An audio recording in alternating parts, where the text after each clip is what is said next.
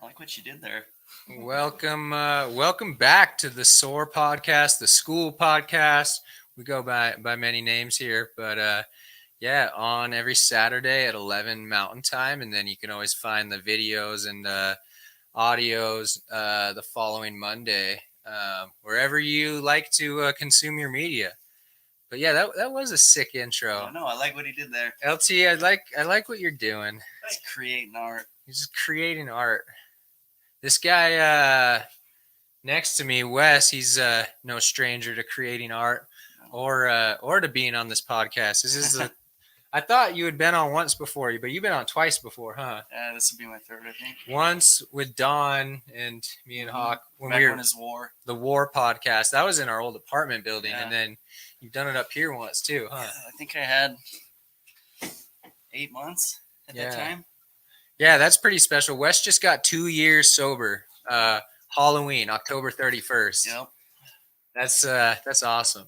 Talk about that. How'd you do it? How have you made it 2 years sober?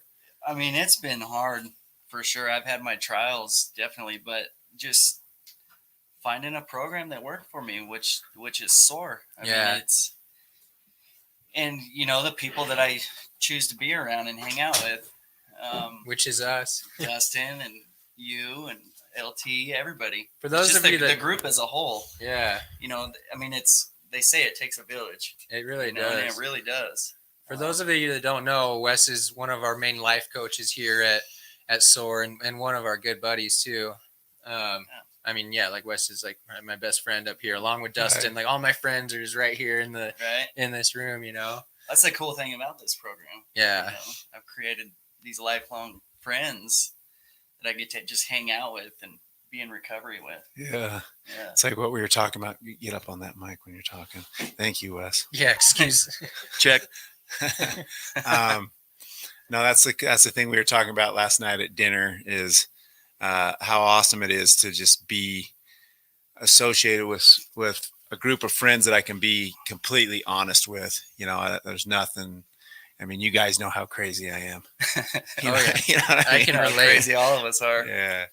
So it's been good, man. Yeah. Yeah, it's a family you can talk freely with, and people understand, Yeah. So it's like normal people. I don't just, Well, it's real conversations. Yeah.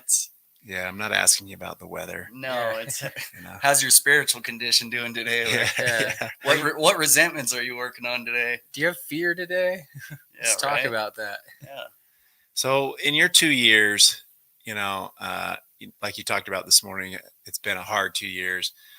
Don't you think you just have to get through like to get sober, like you have to get first, like you got to get through like every season. Yeah. The seasons are kind of hard. You watch the ebb and flow of, like even in the recovery industry, like, it seems like the summers are a little slower. People aren't really trying to get sober, but then the winters, people get like every season, you got to get through your birthday. You got to get through Christmas, holidays, all of it. Yeah. How have you dealt with all that? Well, so for me, it's, I had to learn how to do everything I used to like doing just without substances. Yeah. So like, for instance, snowboarding during the winter, that was just a party all the time.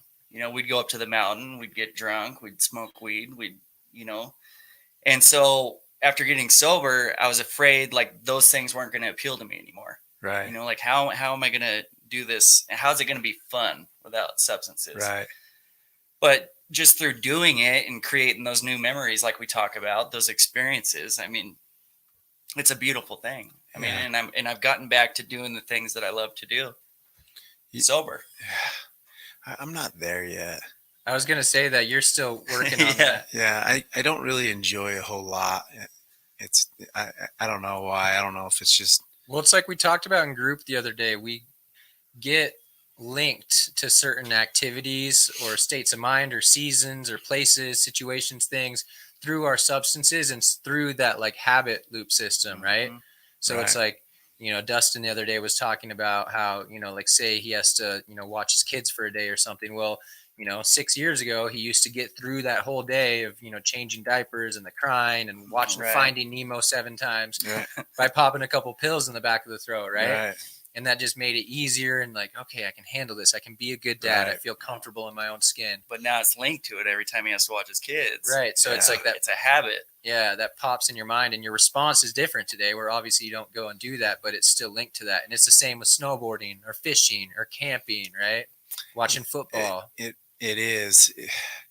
It's like just getting going, like I just barely ran home before this after our group and did all my leaves, went hard in my yard for like an hour, and I was dreading it, dude. It's been eating me up. I've been being a cow. Right, not a buffalo. Running away from it. But, I would go, usually my life, I would go and smoke weed out back before I had to do something like that. Always like yard work, I'm going to smoke weed. You know what I'm saying? And so now, like even now when I go do yard work, I'm like, how do I even do this? Right? That's my first thought. But then once I start one foot in front of the other and I start just putting pressure on it, then I'm into the experience and I'm just hustling around and a sense of accomplishment comes in. Then you can reflect afterwards and realize how much stuff you got done. And I don't know. That's been the hardest thing with recovery. It's good to hear that I see you guys enjoying your life.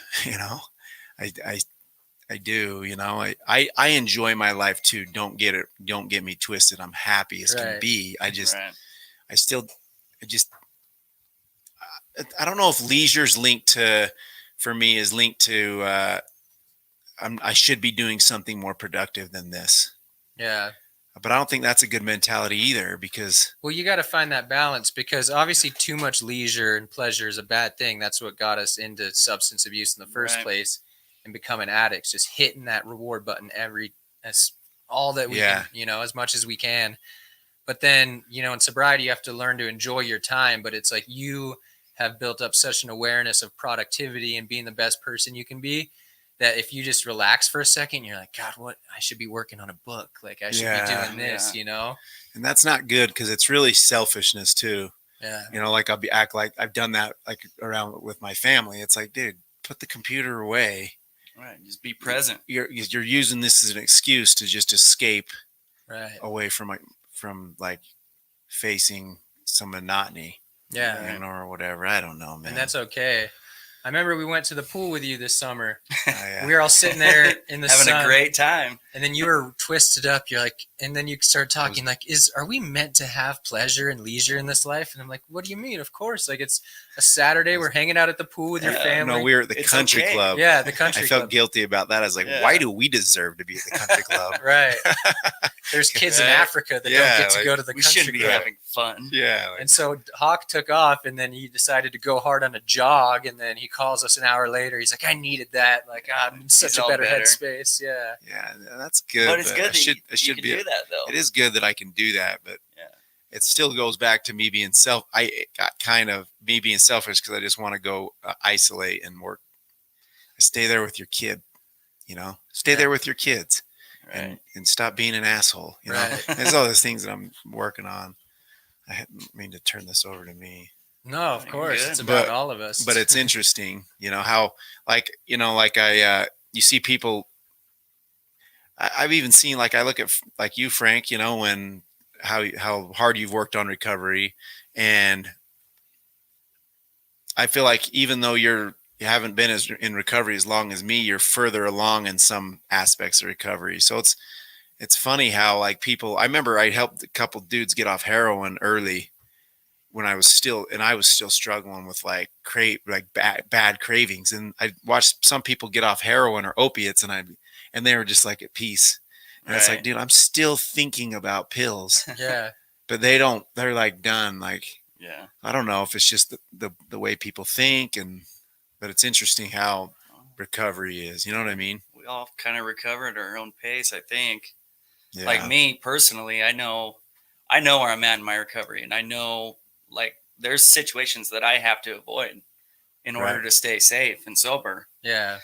And so I just know I'm not there yet. I got to keep myself around the right people and just keep doing the right thing. Right. That awareness is awesome though, because that. Whereas I feel like that's a better place to be in than feeling like you've got it and you're all confident and this and that. You're like, oh, I can go like to my friend's birthday party at the bar, and then all of a sudden you're drunk and like, what happened? Yeah. That wouldn't be good. Whereas, like, I mean, I've noticed that it's like all of us, we just have different personalities and we're good at different things. But like, I've seen that even just with Wes, where it's like, I can maybe be in a little bit of a higher risk situation and feel confident about staying sober. But then there's other things like, I don't know, with diligence to like, say like a nutrition or meal plan, or even diligence to training that Wes like has got me beat, where it's like, oh, I got a lot to learn from him, like in regards to that. So it's like, we all are like strong in different areas. We have our strengths for sure. Yeah, that's interesting. I've been thinking about awareness lately, and I kind of touched on it this morning, but I swear it kind of, the further you get along, and especially with everything we talk about being meek and like lowly and trying to maintain your spiritual condition, it's just like me down there. I'm getting mad at Autumn because the kid or whatever. And so, but that drives that spiritual condition down, Bodie, when I just got home and I was in this big hurry, he had set up his rod, and I'm like, dude, what? I was just pissed off at him because I'm basically going back because I'm in a hurry, and I'm like, it's interfering with your plan for how you want the day to go. Exactly. I'm in a hurry. I want to do the yard. I don't want to have to do this stuff right now. Like, but automatically it drives that spiritual feeling down when I start acting like that. You just want control. It's almost like just staying connected, and then. But now, like this is I think my next phase of my spiritual condition is like I'm kind of having a breakthrough of that. So now I'm aware, like where like 3 months ago I wouldn't even think twice. You know what I'm saying? But now I'm like really. So today, after I kind of got on him, I in my head I was like, dude, just come on. And then I just had a little prayer in my head, and then I went back to being went over and helped him and was patient and said, all right, I can, you know what I'm saying? But it's interesting how that's happening. Yeah. Yeah. Right. Because isn't that the way we talk about staying sober, like that growth? Because if I'm not upset and getting mad, it's like we talked this morning with the little maybe worrying about the business and stuff. If we can, it's just that fear. I'm basically saying, dude, I'm not in control. I'm staying sober. I don't need Bodie screwed up my plans right here for a second. Right. Like, 3 minutes I had to help him, or whatever. Like, just keep the spirit. You know what I'm saying? High. It's cool. It's a cool game. Yeah. To kind of play with yourself. Yeah. Well, I look back at like last time I went to rehab, I was feeling good, and like I was in that setting, 30-day inpatient, and I was like, they'd have the routine for you. I'd wake up, eat breakfast, I'd pray, I'd do all this, I'd go to groups. And then I remember when I got out of rehab, I went to Orange County to deal with a bunch of things and go get my truck and go do this and that. And like I immediately got so stressed out with just dealing with like a plan for the day. Because I remember I was going to like meet my brother for lunch, but then he texted me and couldn't do it at that time. And I had to run and pick this thing up. And I'm like, oh my God, I'm so stressed out. How do I stay sober through this? Right. Yeah. And it's like, looking back on that, I'm so much more easily able to handle the things that life throws at me. But there's still little things where it's like, I want things to go a certain way, or I have a plan, and like it gets messed up for the day, and it'll throw me off a bit. But it's not like this catastrophe where like, my life's over. I don't know how to stay sober. I don't know how to deal with this. Right. Yeah. I like going back to the whole prayer, like, when you're struggling like that, and we talk about prayer all the time. And, and so recently I've had some amazing prayers. On my way to work in the morning, I try to say a prayer every day. And it's usually like gratitude based, what I'm grateful for. But today what I've noticed is like the gratitude. I mean, it's a strong emotion that I'm feeling. Yeah. And like I get kind of choked up talking about it right now. That's when you send out those texts. Oh man. And it's just this overwhelming feeling of just gratefulness and where I'm at and how happy I am. It's just, it's amazing. Yeah. Well, and having like a series, me and you brought up an experience the other day about how you had this like cool prayer, like where it's like serious intention. I walked out my door the other day, and in my house, and I was getting irritated and frustrated, and I had some my brain wasn't connected. I could feel it going that way, and I remember before I left the house, I thought I'm going to say a prayer, but then I got in my car and I forgot to say a prayer, and I started driving, and I drove like 5 minutes down the road, and I was like, "Dad, I forgot to say that prayer," and I just had this feeling, go back to your house and say a prayer. So I just turned my car around, drove back, went up into my room, got down on my knees, and had this badass prayer. And like I walked back out of the house, dude, and I was back. I was straightened out. Yeah. I don't know, like real intention with prayer, dude, is pretty wild. That I've been doing that.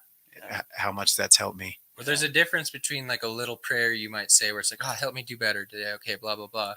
And then sitting down with intention and like the honesty and willingness to actually like reach out and like say something that's meaningful, I think is cool. And that's like what you're doing in the mornings where you're like actually feeling these feelings of gratitude. There's just a lot more intention behind them, you know, like when I first started doing the prayer thing, it just seemed so generic every morning. You know, I'm just like practicing this prayer thing, and I'm always grateful for the same things and always praying for the same things.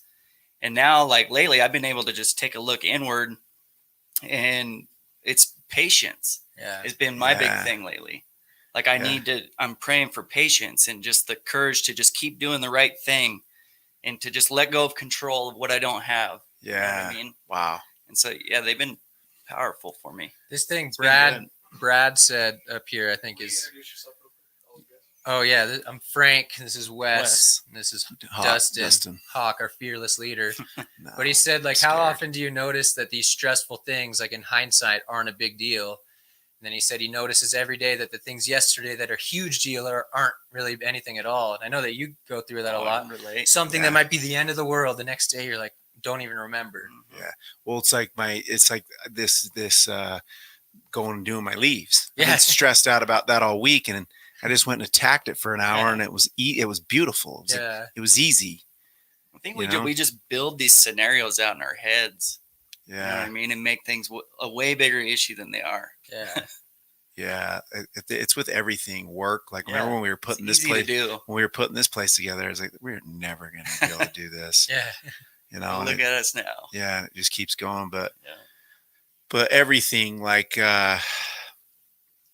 with my family, with my kids, I think anything that comes up, I can blow out of proportion and act like this is so hard. This is such a big deal. And then just like he mentioned, going back, it's not. Right. After I just attack it and be a buffalo and just, you know, when I say attack it, like I think it's important to not be in a hurry. Like when we have to get things done. Yeah. Like just one foot in front of the other and stay spiritual and let your higher power help you get things done. Right. I don't know. Because you can still be productive and get things done without letting it stress you out and like you turning into this like stress ball and this anxious person that like you get snippy with everyone around you. You know?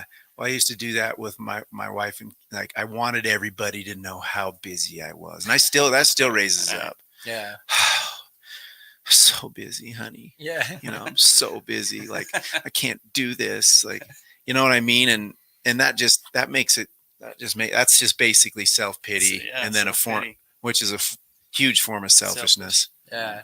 I mean, I bet you see that at work too, the refineries where it's like, you know, you can be busy, but still like get things done and be cool. And you see other people that are just losing their minds. Oh yeah. All the time. You see it all the time. I've learned a lot from you watching you work, and I don't know if it's just that Cali lifestyle you're putting off or what, but like I'll get real stressed, and Frank's just cool over we'll here. Be all right. We'll just do this and this and this, and it'll get done. You know. I've noticed you're really good with that, with like business. You know. Well, it's like that thing you taught me where it's just like put a little bit of pressure on it. You know. I'm glad you learned that, and I didn't learn it. You taught me. Yeah. Right. Yeah. I used to let things build up to like, you know, such big problems in my head, you know, where it's like I have to get this all done right now or else like nothing's going to be perfect. And if I just try a little bit every day, then it's like going to be fine, you know? Yeah. Going back to the prayer thing, bring it back there.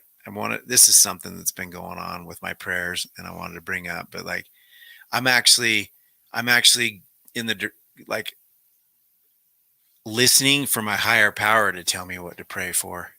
You guys done that? Try that. Yeah. Yeah. Like let your higher power tell you what to pray for. Mm-hmm. Like it's a different experience. Like listen for the words. Yeah. And then it seems like your prayers become aligned with what, I might pray, do I want to be a millionaire? Right. No, that ain't what my higher power's pitching. Right. Right. You know what I mean? Like I had one like that just this week. It was a couple days ago, and it was a prayer. I almost texted you about it. It like kind of scared me because I was like giving my will up, and I was like praying to my higher power. I was like on the knees at the foot of my bed, and I was like, just help me do what you want me to do today. And it's like, help me, like, live in your will, like, help me do what you want me to do, act how you want me to act, and like have me be okay with it. And then I started getting scared. I was like, wait, but then like it might not be what I want. But it's like, help me be right. okay with that, right? Like help me confront situations that it's a selfless prayer though. Yeah. Yeah. Let me be like you. Yeah. Because a lot of times I'll ask for specific things. I'll be like, help me be patient today. Help me be loving today. But I was like, help me be what you want me to be today and just be okay with it. Right. Yeah. I like that. Yeah. And then tying prayer in with exercise is a big deal. Oh man. Like the spirit really comes to you. Especially like, dude, like we did that shoot last Sunday, with LT's drone and an awareness video we're going to put out. But I was jogging and I was listening. I found this song by Shawn Mendes. It's called Wonder. If anyone's heard it, you just give it a try. It's just, I don't know. It hit me, but I was on repeat with this song, and I was on this jog, and I had this drone following me, and we were in this just scenery, like and I was just praying, and dude, like when that song coupled with the exercise, coupled with me talking to my higher power, dude, like I got finished with that thing, and I felt like I was like tears in my eyes. Yeah, right. Yeah. You have that song we can play, LT? I'm just kidding. I don't know, dude. I mean, there's something to be said. We talk about it a lot, but the same thing, the intention, like with training, you go in that gym, go hard, and then maybe you walk outside and have a prayer with your endorphins lifted. Yeah. That's a pretty sick practice. Yeah. Yeah, it becomes something else entirely, and you can actually feel it just on a a lot of level. thanks. I mean, the exercise puts it's like it puts you on a good platform to communicate with God. Mm-hmm. I don't know. I always think about this too. Like, there's ways to get high. Obviously we know those through the world, like popping pills, drugs, alcohol. Way. But then like I look at God's highs, like, dude, here, go run in scenery and listen to Shawn Mendes. Yeah. Climb on top of a mountain. Got to work for it a little bit. Climb on top of a mountain, and then, so I still get high every day. I got high this morning. That's why we do it. I was really high during that meeting. After that, we trained this for you guys listening. We trained this morning as our group, 7:30, fairly early and then we went right into our classroom and everybody and just had an amazing little processing group. And I helped, like I was just high. All of us were. I mean, we were all just talking. Everybody was lifted up. Everyone gets honest and real, and actually talks about what's going on instead of checking in. Oh, I'm good today. Yeah. Next.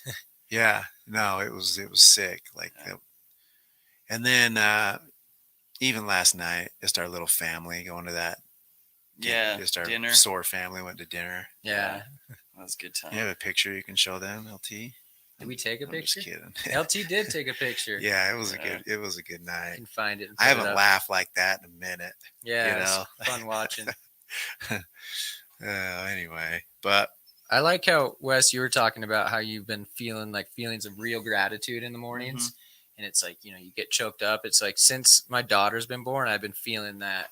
And it's like throughout these 2.5 years I've been sober, I've been grateful because I'm so grateful I'm sober. I met Dustin. I met this family. We're doing all this. But then since she's been born, I'm like feeling it on a different level too. Right. Talk about that. I'm just so grateful like that I get to be a dad and I get to be in her life and she's in my life, and it's just like, being grateful for the little moments that we have where it's like, cause she's like so small. She's 3 weeks old. She turned 3 weeks yesterday where she just lays on my chest. But then it's going to be a journey in a couple months, and like, 6-9 months old, she starts walking or Yeah. crawling around, and it's like, It's gonna be so much fun. Yeah, there's that like picture last yeah, this night. was us last night. Little Mexican restaurant. Mi Puebla, shout out. Puebla, yeah. I love it. Right down here in Ogden. The guy that owns it is actually like, one of the leaders in his ward in the church. Oh yeah, I think he's a bishop, isn't he? Yeah.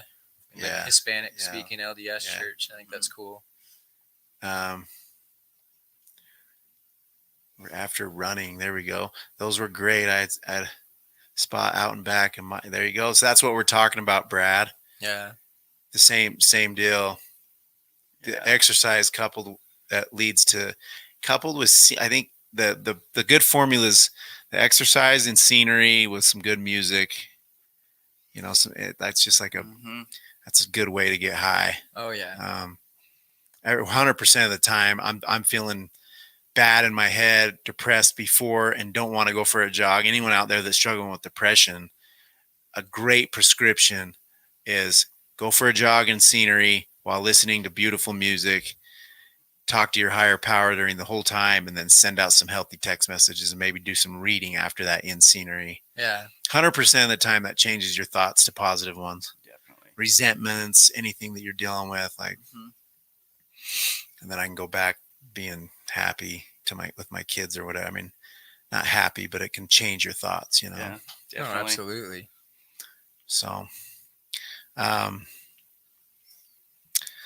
yeah, they're super grateful for what we're doing. The gym's a big piece. Yeah. What has a gym done for you, Wes? Where do I start? It's just given me such an outlet to compete with negative thoughts and emotions, and it's given me confidence. It's given me you guys, We were talking last night about how the barbell is like a mentor. Yeah, it's a life coach. We were talking about this sensei that humbles you. I have, who's like, I haven't done it recently in the past few months, but I used to do Shinkendo twice a week, and my sensei, he taught me these martial arts like Hapkido, Aikido, Shinkendo. But he was like, Wes is like, wasn't he more like also like a mentor in addition to that? I'm like, yeah. I'm like, just like the barbell is. Like, that lifestyle, it really does coach you. I mean, you're not just learning the art. Yeah. I mean, you're learning the art of weightlifting and Olympic lifting and powerlifting, but you're also just learning about life. Yeah. If you're involved with the barbell, you're going to be a more disciplined person. Yeah. I mean, it's just a byproduct of it. Yeah. Because you have to be. I agree. You got to be coaching yourself all the time, and chances are, if you are on the barbell, you're gonna have goals, and so you're gonna tailor your life to meet those goals. Right. Which, I mean, that's kind of what most of my recovery is based on. Right. Is that lifestyle? I found if I'm involved in this lifestyle and in training, everything else just kind of falls in line with me. Right. So. Yeah, it just gives you goals to focus on. Yeah, I love it too, man. So fun. That learning how to use it and maneuver it properly and efficiently.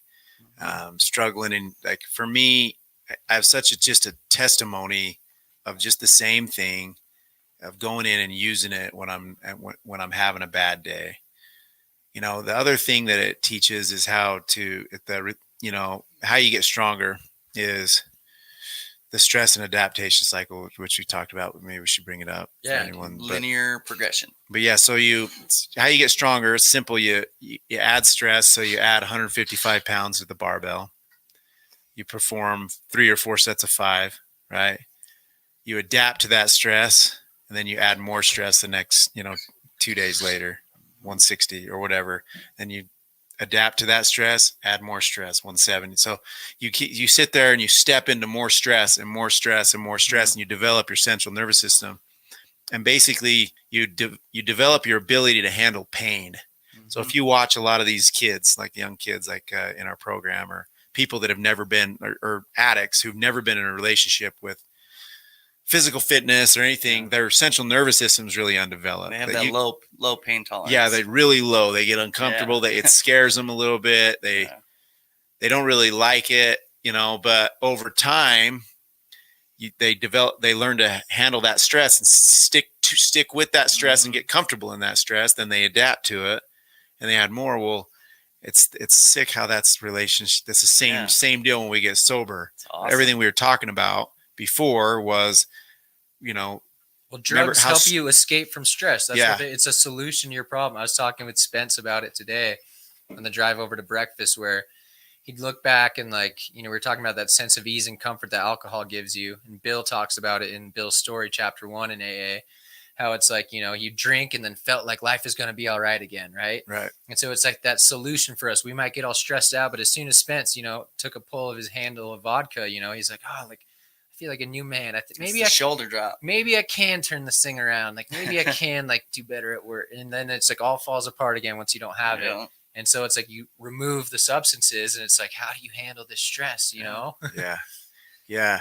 And then exactly. And so then, he comes into a program like this, or whoever comes into a program like this, and we're asking them to step inside stress. Yeah. Here, dude, I'm going to give you an opportunity to feel stress through this training this way. And so, and they're uncomfortable in it, but then over 90 days, even let's just say 90-day period of our 90-day program, people have learned to deal with that stress. And then how that translates over into life, we don't even have to explain. I do it in all sorts of different areas in my life too. I was talking about in group the other day with showers. So it's at my apartment, most people, you turn on the shower, it takes a little bit to get hot. Mine takes a while. It's usually 90 seconds to 2 minutes to get even just warm. But as soon as I turn on the shower, I step in it. And on a day like today, it's 40 degrees outside. It's so cold, dude. And I'm just sitting there and for 2 minutes, just in the cold, but I do it because it's stressful. And that's why I do it on purpose. I literally do that every day. Every time I take a shower, the first 90 seconds to 2 minutes are freezing cold. And then it will finally warm up and I'll wash myself. And there's a great reward. And there's going to just orchestrating stress. Yeah. In the shower. Yeah, exactly. Right. Turning all aspects of using these principles, just the progression and the stress and adaptation. I do that with something simple like taking a shower. Right. Instead of letting it warm up and being all cozy with my feet on the rug, I just I gotta get in and attack it. And some days it's easier than others. Some days I'm I'm ready for this, and some days I'm cold and tired. I'm I don't want to do this, and I have to do it anyways. I get in there and force myself to be in the cold. It's like a polar plunge, Yeah. It's important to make yourself feel uncomfortable, the orchestrating stress. Especially for these young kids, man. I'm really trying to teach these young kids that piece, because a lot of these young kids haven't experienced a little bit of discomfort. Yeah. We give them that through the gym, but really helping them to make known that dude, life's the biggest competition. I had a kid just he's a basketball player and he's been working hard. Sean's Chance. Yeah. And he just hit 315 in the back squat for a triple the other day. Big change. He's put on 30 pounds of muscle. Yeah. Young ass kid, 17-year-old kid, senior year in high school. And awesome. Sports come and go. Sports are going to, I know that more than anyone. Sports are going to come and go, but the competition that takes place in life is always going to be there. And so now whatever happens in Chance's life, this senior season, he worked his butt off to whatever happens, but he's always going to know that he did that process of training and got that type of strength and put on 30 pounds. And he's going to have that as a tool for the rest of his life as a coping skill. I truly believe that for these kids, dude, you teach a kid that and he caught that reward of putting on 30 pounds. You're telling me he's not going to be better prepared in life? You think he's not walking around with confidence now? No, he's a completely different kid. Yeah. And that's what I really hope to give a lot of these young kids. I'm watching it right now with young kid in our program right now. Yeah. He's bought in, been with us for coming up off and on for almost a year, but I'm watching it. I'm watching him get bit by that. It's kind of start understanding. He got his own weightlifting shoes. Yeah. He goes to the gym when he's not here. He takes his buddies. It's cool to see. Yeah. It's just a beautiful thing. It's cool to see these, in our adult program, you brought it up, but just it's the same thing, the same type of transformation. Someone come in and we help them to learn a new way of life, and it just clicks on, and all of a sudden they become just a part of our little family. They can form it into their own thing, right? Like use their own coping mechanisms and hobbies that work for them, but this is the basis of it, and then they teach that to other people. It's so cool. Yeah, watching people that used to struggle that come in here, gain confidence, gain a competency, and then now they can help other people. Right? That's what it's all about. Yeah. Some people come in and they don't get they're shocked a little bit by the stress. Yeah, that we're putting on, allowing people to hop inside, I guess, is the LT brought it up this morning, the sweat lodge. His first week was the sweat lodge, and we went and do for you guys listening, we do a sweat lodge, where a Native American sweat lodge, where it's like 4 hours and we're sweating and like a little spiritual journey, but you get uncomfortable. It's pitch black. It's pitch black, and you got to face some things, and totally safe, but just it's a beautiful. We all do it, and everyone who's done it, they come out on the other side happy, but it does put stress. Then it's uncomfortable.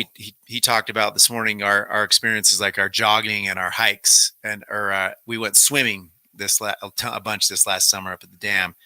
When I say swimming, not just playful swimming, we had a workout that involved swimming with burpees on the beach and swimming out to a buoy, and then team workouts. And then we had a group and scenery, but a lot of people are like, look at that. And, but then, it's a different thing. And then they do that, and our hikes, and they look back on it though, and they're like, wow, that was so cool. Because even LT was talking about we have a sweat lodge, and he was pissed about it. Then he went, then he was like, okay, that was all right. And then the next weekend, it was like talking about the swimming experience. He's like, this is not what I want to do. And then now looking back on it, a couple months in reflection, he's like, that was so cool, Well, I like the swimming one, especially because swimming's one thing, but like swimming when you're tired is a whole nother thing. And especially like for the people who maybe don't swim a lot. Yeah. Like I know for me personally, like I felt extremely accomplished after that. I threw myself into that stressful environment. I'm choking on lake water, doing burpees on the side. Yeah. Like that was a good experience for us. That was fun. And then we had our group, after we did that experience together, we had our group up in the beautiful mountains and just scenery like that. Yeah. And the conversations that unfolded are pretty incredible. Yeah. Then we do our hikes, a lot of newcomers that come on our hikes. Numerous of people told me that they hated me on those hikes. Yeah. I can't tell it, probably upwards of 15 to 20 people that I've not taken on hikes. Yeah. I've been mother effing me the whole time, and telling me they're going to sue me. And just don't know what kind of journey we're in for every time we go on one. But then, but then always later in the day, they call me, hey, man, wanted to apologize. That was great. That was so fun. Yeah. Hey, can you send me the pictures? Right. You send me the pictures you took? I don't know. But that's how it goes. But I don't know how else to get sober. Right. There's so many different, obviously, our philosophy in this program is a spiritual awakening with those steps. And then for me, when I was analyzing how to get off pills, and stop, I couldn't stop picking up, how you're driving. And it's like, do I give my cards to my wife? I've done everything. I deleted this dude's number, and then I'm driving. Oh no. Yeah. Getting closer. Oh no. Closer. I remember his number. I'll figure out how to get some money. And then I'm meeting him at a Chevron to pick up pills. Right. And then, so I was this early recovery, and I'm thinking, how do you stop? How do I stop this? Right. It's a scary feeling. It's a scary feeling when you can't stop. Yeah. And I don't know if a lot of people know, like my wife didn't understand. My parents, like, why don't you just stop? Yeah. Like, no, I gave you my cards. Yeah. Like I'm trying not to do this. Like that's the thing about addiction is like a lot of people look at it and be like, well, this person just wants to keep using. And with some of the population, that's true. And those people aren't really going to get sober. The people that like, you know, might be trying to get sober for their family or whatever. But so many of us, we want to get sober and we try as hard as we can. And we're like using against our own will. And that's the issue right there. That's what addiction is. Yeah. It's like, you know, people talk about your drug of choice. It's like your drug of no choice. Like I don't have a choice in whether or not I'm going to pick up. I gave you my car keys, my cards. I deleted all these numbers. And all of a sudden, like, oh, here I am, like somehow finding a way to get high again. Well, you stop doing the drugs start doing you. Like exactly, dude. Know? Yeah. Like it. That is crazy. People, the craving. For the longest time, I remember thinking if I could write or teach people how to beat a craving. You know, that's like a lot of my, you know, even in that manual. I mean, if you notice the manual or anything, it's all like ways to not like compete with your poor mindsets. That's kind of always been my theme. Right. Because I just how like those cravings are crazy. I remember just like being handicapped for the entire day. Can't do anything. Yeah. All I want to do is go pick up pills, you know.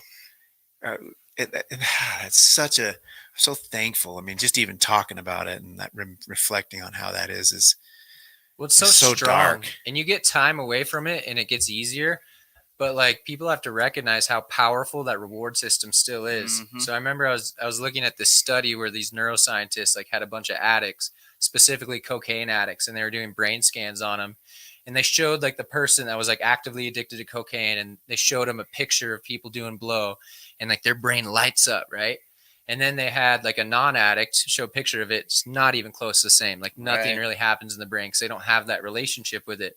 But then they showed someone that was 10 years sober off cocaine, hadn't touched it in 10 years, showed him a picture of it, and it was the same as the active addict. Still lit up exactly the same. And it's like, holy crap, dude. This person's been sober 10 years, and it's like that habit loops. It's like the reward system is still there. Lights back up. But their response, like through that 10 years of what they learned, they're able to handle that craving and thought differently now. Yeah. So instead of like, it's still just as strong, you know, maybe a little bit diminished, but now they have other tools and pathways of how to cope. It's like, okay, I recognize that feeling. I know that it's there, but that doesn't mean I have to go use.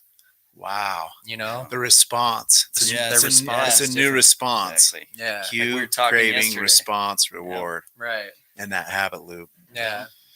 You just got to have the awareness and the tools picking to up your with it. Picking up your phone. Yeah. You know, picking up your phone.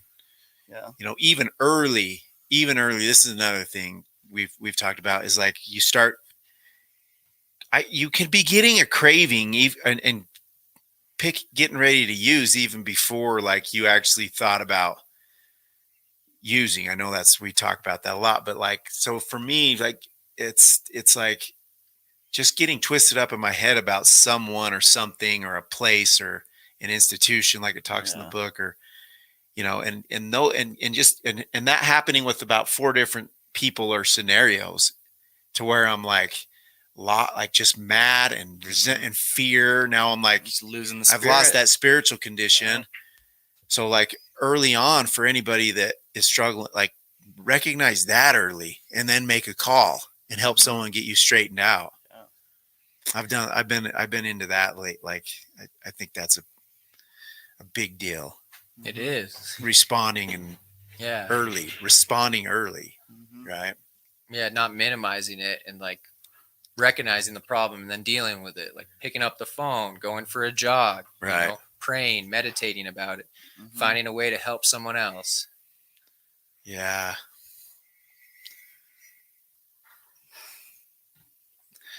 Yeah, it's tough, man. You feel so bad for the people. I do. I'm not bad, but people in early recovery when we see them. Yeah. Just knowing what they got to go through and what they're going to have to endure through and what they're going to have to be a buffalo through. If they can just lean on people who got sobriety and lean on and they could hear us. Yeah. Hear just like we hear and just know that like you just got to get through this first part and you're going to be okay. We're going to love you and help you, but like you're still going to have to compete through those shadows, you know? Well, they got to be willing. I mean, they need to like be willing to put aside everything they think they know about like how to get sober and listen to the people that have the time. Right. Yeah. You know, that was a big thing for me because I had tried getting sober more than once, and Right. I just kept going back to the same thing. And I remember I met you guys, Yeah. and I saw what you guys had, and I was like, I want that. Yeah. And so I'm going to listen to what these people have to say, and I'm going to do what they tell me to do. Right. Yeah. And here we are. Some people won't do that though.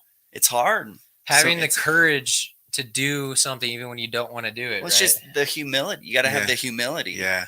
To just realize that what you're doing ain't working, and you need to like listen up, basically. Yeah. Just shut up and listen. Shut up and listen and do. Yeah. What do you think the next step is like for you in your sobriety or recovery or life, you know? So it's like you've built this strong foundation where you just got 2 years, and it's like. So one thing sobriety's done for me is it's given me my relationship back. Yeah. With Sam. Yeah. We have it's kind of a cool story, really. So basically we met, we were both addicts. We loved each other, but we loved drugs more. Yeah. And so drugs tore us apart. Yeah. We didn't speak for almost 3 years. Wow. And I went to treatment. She had been in treatment, and I can't even remember how we reconnected. We ended up reconnecting, and now we've been together for 2 years, sober. Wow. Wow. And now she's moving out here. Yeah. It's crazy. That's awesome. It's I'm just excited so when she cool. moves out here. Yeah, it'll be good. Dude, you know what I've been through a lot.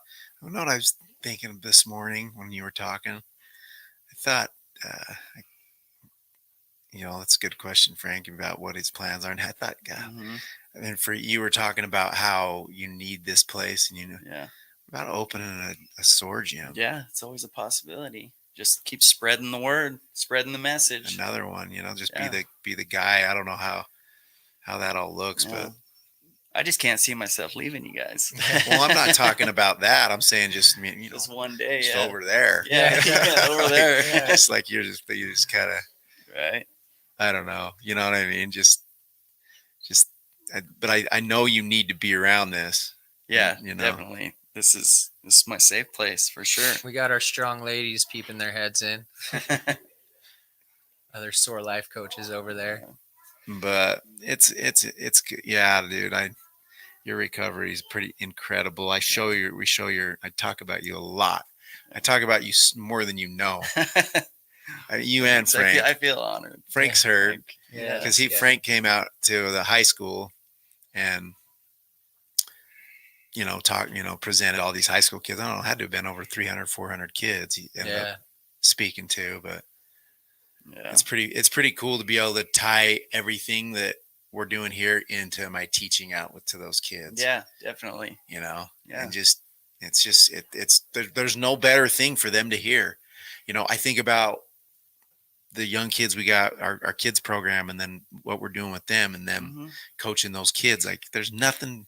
Well, what a great thing. It's all linked together too. Whether like you have substance issues or you just fight depression or just everyday life, it's all helpful towards that. Right. That's the cool thing about the program. I was thinking about that when I was out there at the high school with you, and I was like, Hawk's a teacher out here and he teaches health and fit for life. And it's like, well, what does he teach these kids? And like, what kind of, what lesson plans do you get from the state or the school district? They're like, we want you to hit these topics and like, whatever. But it's like, dude, at the end of the day, like the SOAR is like the most important thing you can teach these kids, these principles in this lifestyle. Exactly. That is health. That is how you become fit for life, Like that is the health. Wow. How do you deal with when things go haywire in your brain? How do you deal with it, right? Yeah. How do you find physical health? How do you find spiritual health, right? That's the best class in the high school. Yeah. Well, it's been awesome. I mean, and we're all going to be more involved out there because we're doing that. I got that grant, and but it is the thing that's cool is the health book is I just take that health book and it's the same. Yeah. It's all in there. You know what I'm saying? It's just written differently than I pitch it, so I can use the same thing. Yeah. That's cool. I mean, there's so much I could have once. Yeah. It's never too late. Yeah. Never too Going late. back and finishing school, getting a degree, you know, like doing something you like always wanted to do. Yeah, I think that's true. Yeah.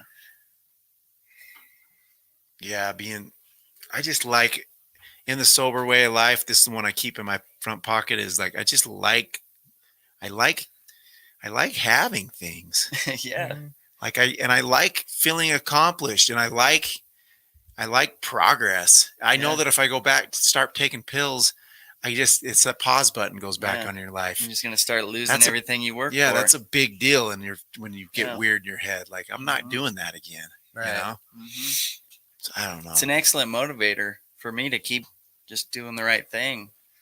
Looking at where I was and where I'm at, I can't complain.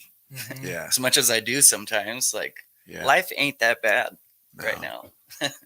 No, even when we have bad days. Yeah. We just got a donation from Don Coleman. Oh yeah. Thank Yeah. you, Don. Thank you, Donnie. Thanks, Daddy Warbucks. Uncle Don. Oh yeah. Thankful for Don. Yeah. Yeah. Don's the other guy. Don's a cool guy. Yeah, he's the other guy on our podcast. He's not on today. You guys have Yeah. seen him. He's starting to do that work. What we're doing with the homeless, Yeah. creating awareness and kind of that component that him and LT are working on. So Don's the nicest guy. Yeah. I remember when I first met Don, he's one of those guys that'll just build you up. Yeah. You know, he just makes you feel so good about yourself. Yeah. So thank you, Don. Yeah. Absolutely. love you, bro. buddy.